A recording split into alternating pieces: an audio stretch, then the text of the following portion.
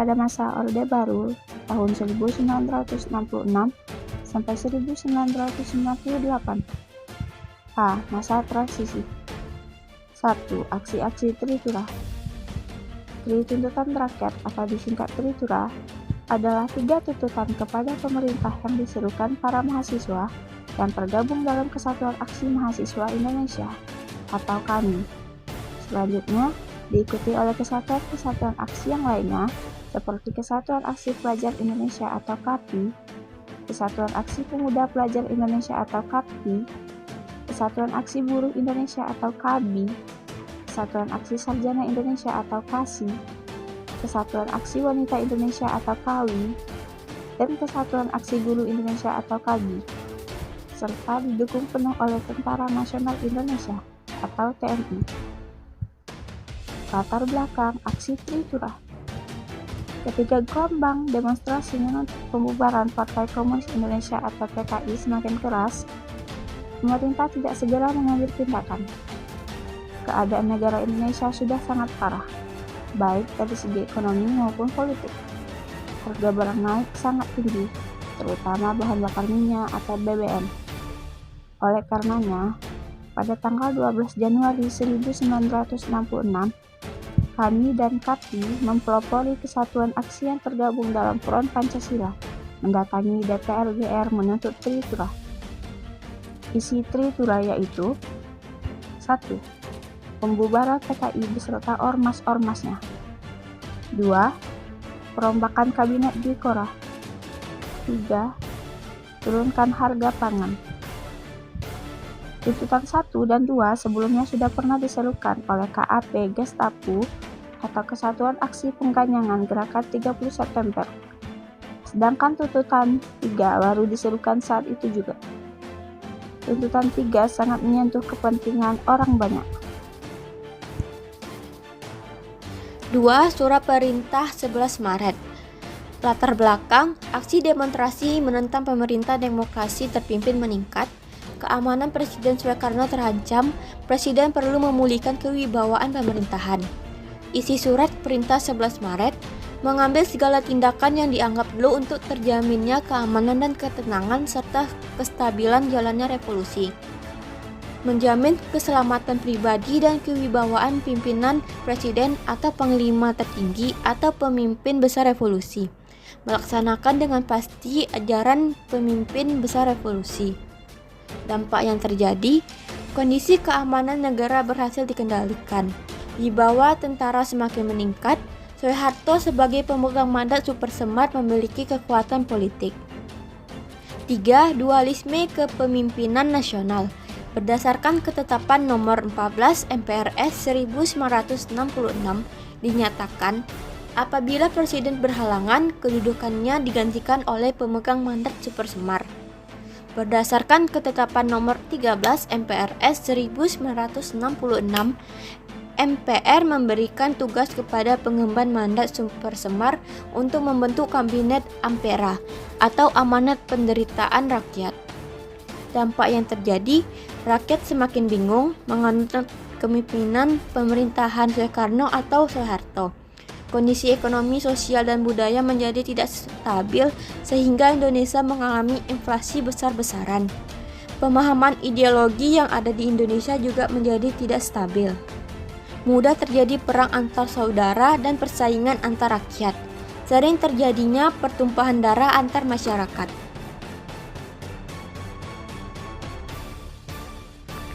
Kronologi pengunduran diri Presiden Soekarno. Pada Juni 1966, Presiden Soekarno menyampaikan pidato pertanggungjawabannya sebagai presiden yang kemudian dikenal dengan nama pidato Nawaksara. Kedua, pada 20 Juni hingga 5 Juli 1966, melalui ketetapan nomor 5 garing MPRS garing 1966, MPRS meminta Presiden Soekarno melengkapi isi pidato Nawaksara. Ketiga, Presiden Soekarno pun menyampaikan kembali pidato pertanggungjawaban pada 10 Januari 1967 di hadapan anggota MPRS dan DPR GR. Pidato tersebut dituangkan dalam Surat Presiden RI nomor 1 garing Pres garing 1967 dan diberi nama perlengkapan Nawaksara atau Pelnawaksara. B. Stabilisasi politik dan rehabilitasi ekonomi. 1. Terbentuknya pemerintahan Orde Baru yang diawali dengan keputusan Sidang Istimewa MPRS tanggal 12 Maret 1967 menetapkan Jenderal Soeharto sebagai pejabat presiden. Kedua, pada tanggal 27 Maret 1968, MPRS mengukuhkannya sebagai presiden penuh. Ketiga, menjalankan kebijakan-kebijakan politik dan ekonomi yang telah ditetapkan oleh Sidang MPRS tahun-tahun sebelumnya, seperti pertama, stabilisasi politik keamanan, 2. Stabilisasi ekonomi, 3. Pemilihan umum. Berikutnya, tujuan dari rehabilitasi dan stabilisasi tersebut akan dilakukan pembangunan ekonomi bagi kesejahteraan rakyat Indonesia. 1. Stabilisasi politik dan keamanan masa Orde Baru. Pertama, penerapan politik bebas aktif. Kedua, kembali menjadi anggota PBB. Ketiga, mengakhiri konfrontasi dengan Malaysia. Keempat, membentuk ASEAN. Kelima, fusi partai. Yang kedua, stabilisasi penyeragaman, yaitu depolitisasi parpol dan ormas juga dilakukan oleh pemerintahan Orde Baru melalui cara penyeragaman ideologis melalui ideologi Pancasila. Presiden Soeharto mengajukan nama Eka Prasetya Pancakarsa dengan maksud menegaskan bahwa penyusunan pedoman penghayatan dan pengalaman Pancasila atau P4 dipandang sebagai janji yang teguh, kuat, konsisten dan tulus untuk mewujudkan 5 cita-cita, yaitu yang pertama takwa kepada Tuhan Yang Maha Esa dan menghargai orang lain yang berlainan agama atau kepercayaan. Yang kedua, mencintai sesama manusia dengan selalu ingat kepada orang lain, tidak sewenang-wenang. Yang ketiga, mencintai tanah air, menempatkan kepentingan negara di atas kepentingan pribadi.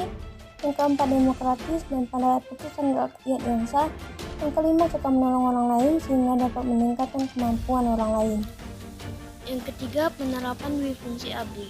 ABRI memiliki dua fungsi, yaitu sebagai pusat kekuatan militer Indonesia dan juga fungsi di bidang politik. Pada masa Orde Baru, pelaksanaan negara banyak didominasi oleh ABRI. Didominasi yang terjadi pada masa itu dapat dilihat dari yang pertama, banyaknya jabatan pemerintah mulai dari bupati, wali kota, gubernur, pejabat eselon, menteri, bahkan duta besar diisi oleh anggota ABRI yang dikaryakan. Yang kedua, selain dilakukannya pembentukan fraksi ABRI bersama-sama Kopri, pada waktu itu juga dijadikan sebagai salah satu tulang punggung yang menunjukkan keberadaan pusat sebagai partai politik yang berkuasa di bawah presiden. ABRI melalui berbagai LSM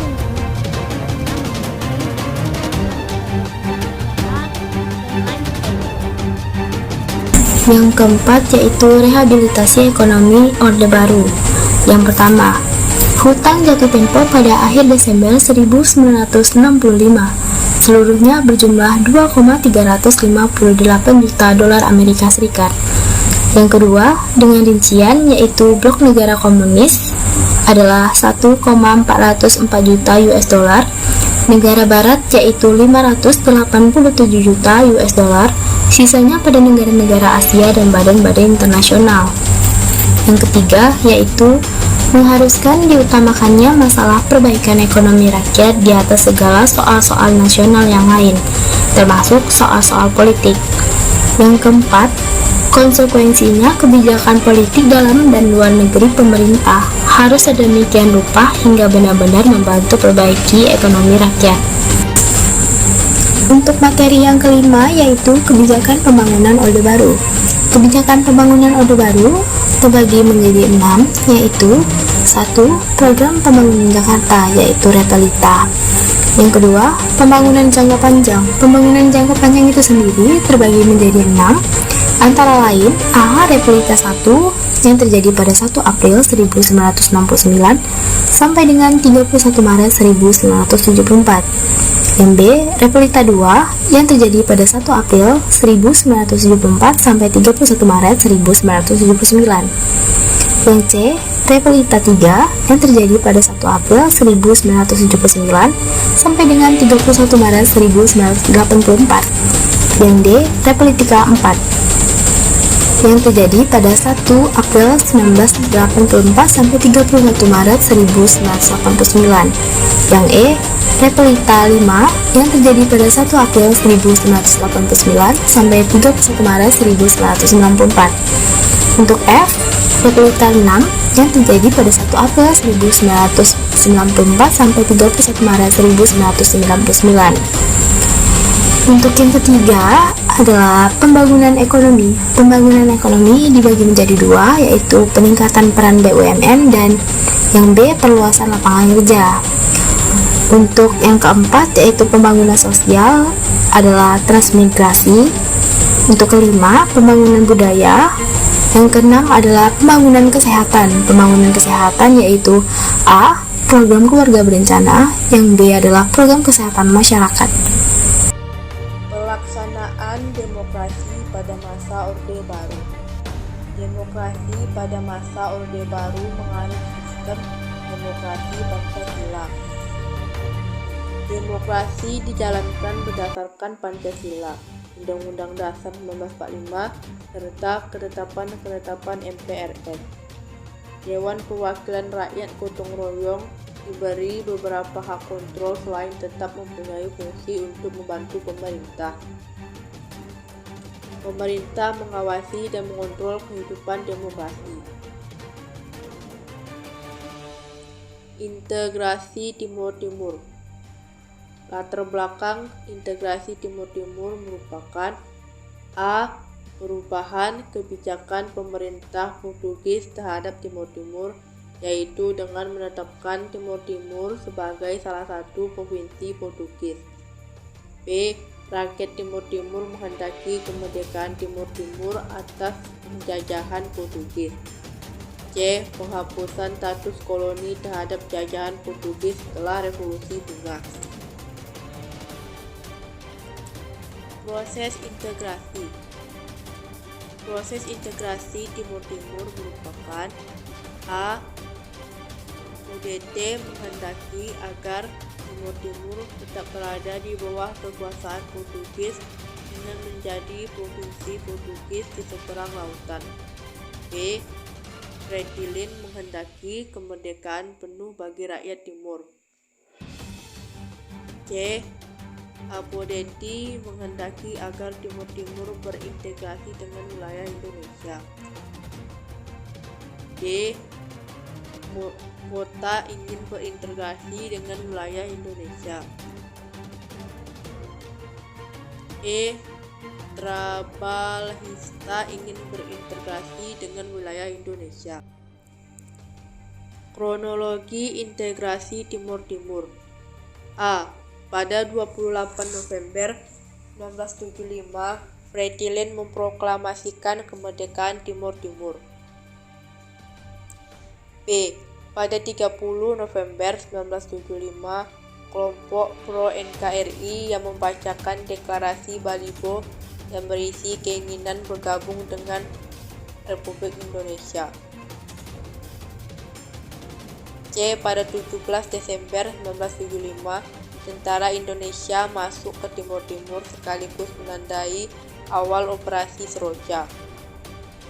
D, pada 31 Mei 1976, Kepala Pemerintahan Timur Timur mengajukan petisi yang berisi penggabungan Timur Timur dengan Indonesia.